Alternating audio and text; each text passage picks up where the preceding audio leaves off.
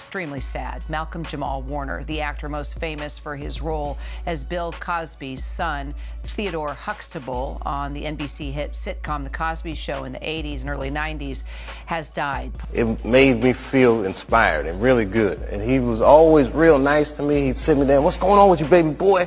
What? The first punch was the headline, and it was built to freeze your scroll. Breaking news: Malcolm-Jamal Warner is gone.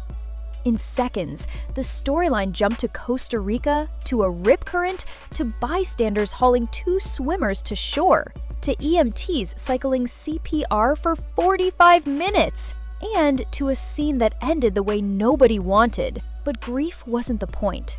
Accusation was. The claim didn't just say accident, it insisted this was punishment for refusing a deal that crossed a line.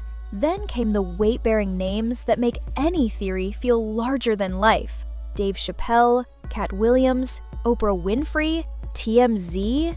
One upload braided them together until a pattern seemed to appear right in front of you. I looked into this whole thing, and it gets weird. First, let's start with the age he died at, which is 54. 5 plus 4 is 9. 9 is the number of completion. But also, the show that he was famous for, The Cosby Show, in gematria equals up to 54 as well. Then let's go to the date he actually died on, which is July 20th, which is the 201st day of the year. Can anybody tell me why The Cosby Show ran for a total of 8 seasons, equaling 201 episodes?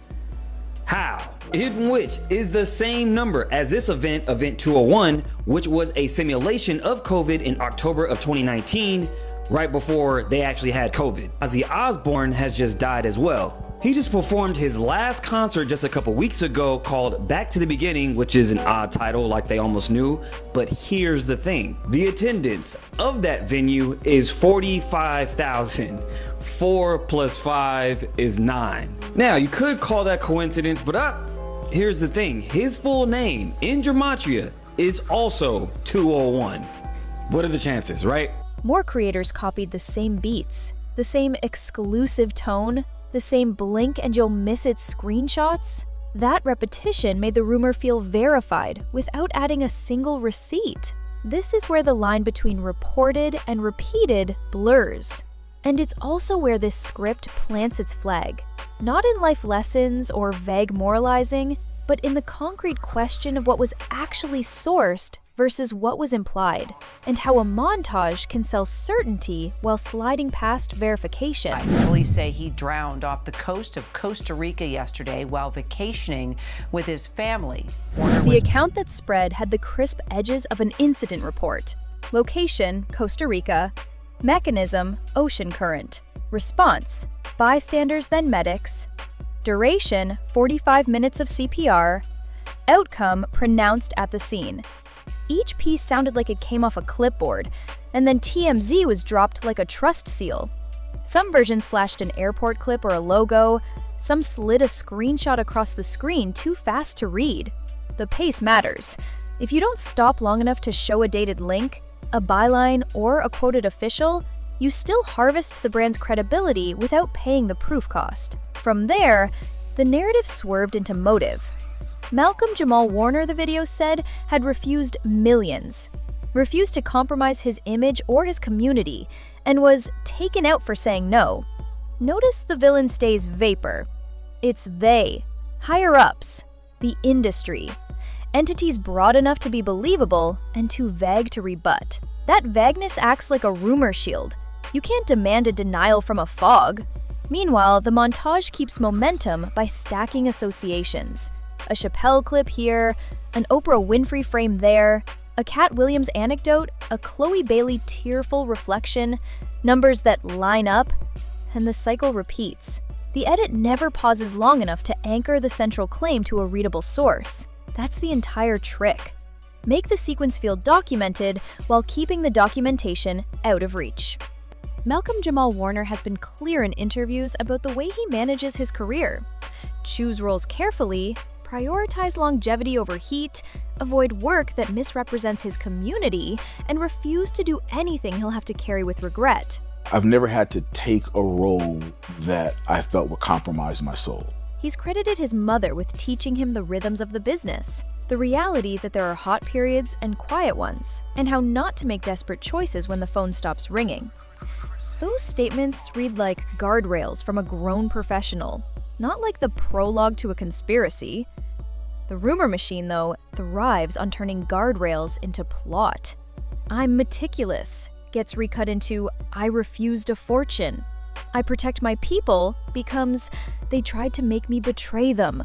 "I haven't had to compromise my soul" morphs into "they punished me for saying no." None of that leap is accompanied by emails, contracts, or named executives. The support is proximity. Place Warner's principled quotes next to a charged montage and let viewers connect the rest. The reason it works is obvious. Integrity makes a compelling hero, and a faceless establishment makes an easy villain. But a compelling frame is not a confirmed event. What exists on video are Warner's values in his own voice. What gets layered on top is a thriller that borrows those values as motive without offering the receipts that would move this story from vibe to verified. Dave Chappelle's history is the internet's favorite precedent for a refused the machine narrative. In 2005, he walked away from a massive Comedy Central deal and left the country. By 2006, he was in Oprah Winfrey's chair explaining stress, pressure, and people who tried to push medication, while the media painted him as unstable.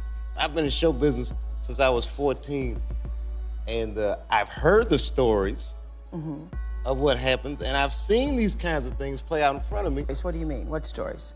I mean, you see it before. Look, Mariah Carey made a $100 million deal, and 3 months later, she's all of a sudden mysteriously crazy. Or Martin Lawrence punches through and he's waving a gun on the street screaming, "They're trying to kill me." Yeah. Would you say you lost your mind, sort of? No. Not exactly. Okay. I wasn't crazy, but it's incredibly stressful. That interview endures because Chappelle held his ground, precise about what he felt, unshaken by the framing, and unwilling to call himself crazy to make the story tidy. Insert a Chappelle Oprah clip into any rumor, and it instantly does narrative labor. It shows a documented case where resistance met pressure and reputational blowback. The problem is not the clip, it's the shortcut. Adjacency is treated like evidence. If it happened to Chappelle, the montage implies, it probably happened here. Oprah's presence adds institutional gravity, turning a speculative thread into something that looks like cultural canon. But documented history is not transferable proof. Chappelle's experience explains why suspicion of retaliation feels plausible. It doesn't demonstrate that retaliation occurred in this specific case. The edit counts on viewers blurring that distinction, and on the fact that most people won't stop a fast video to ask whether the precedent and the present actually meet at a verifiable point. Katt Williams has built a reputation for speaking about the entertainment industry like he has nothing to lose. That posture makes him a magnet for narratives about danger and retaliation. Add Jaguar Wright's story about a home breach and Katt allegedly sleeping in Kevlar, and you've got a detail that audiences never forget. Whether you treat that anecdote as confirmed or unverified, it's unforgettable. And rumor videos use unforgettable details as glue. The logic chain goes like this. If Katt Williams needed armor to sleep, then the industry is physically dangerous. If it's physically dangerous, then it would move against someone who refuses. If that can happen, then maybe it happened to Malcolm-Jamal Warner. Every step is a could, but the montage cuts it like a did. What's missing are the named sources and corroborations that would turn a vivid story into established fact. Still, the image, Kevlar in bed, does what it's meant to do. It makes the next inference feel natural. It says, of course a principled refusal would be punished. Look at what Katt faced. But anecdotes are not templates, and repurposing one artist's alleged crisis as proof of another artist's fate is a storytelling move, not a journalistic one. It heightens tension. It does not close the case. Chloe Bailey's reaction to the film Sinners was an emotional description of a familiar artistic crossroads. Did you see Sinners? Yes, I saw Sinners. It was phenomenal.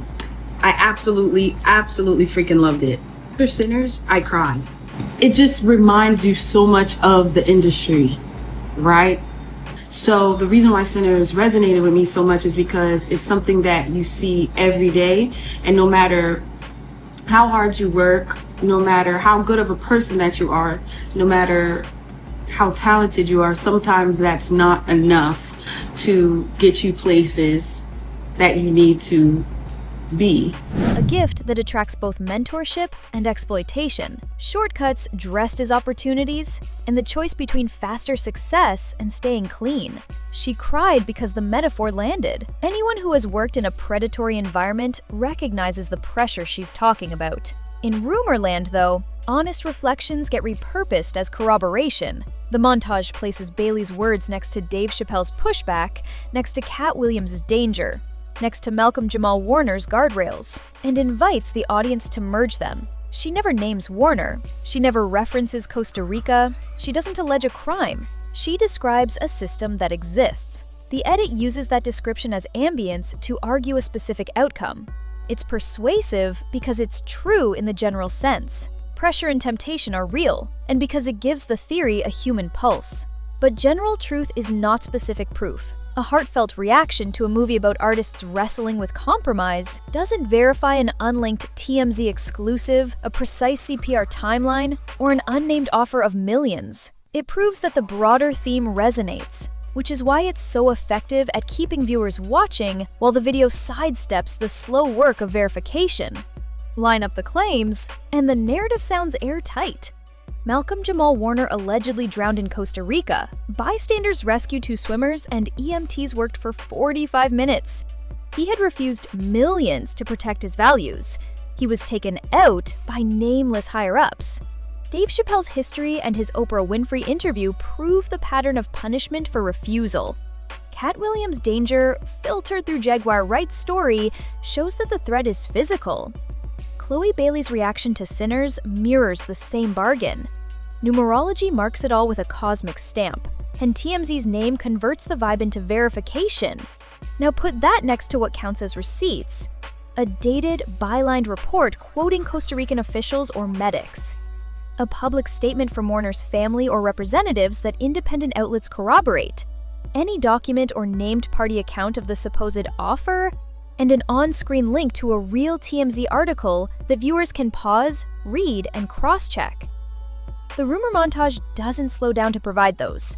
It races forward, trading on borrowed credibility and association. That doesn't make it worthless as content, it makes it unverified as reporting.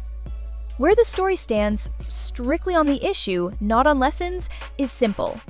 A high-retention narrative built from true-feeling parts has been presented as if it were confirmed.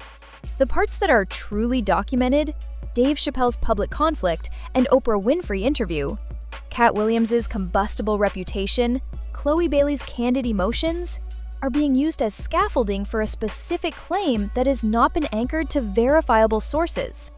Until the receipts arrive, names, statements, agencies, links, the fair description is viral and unproven, not settled and sourced.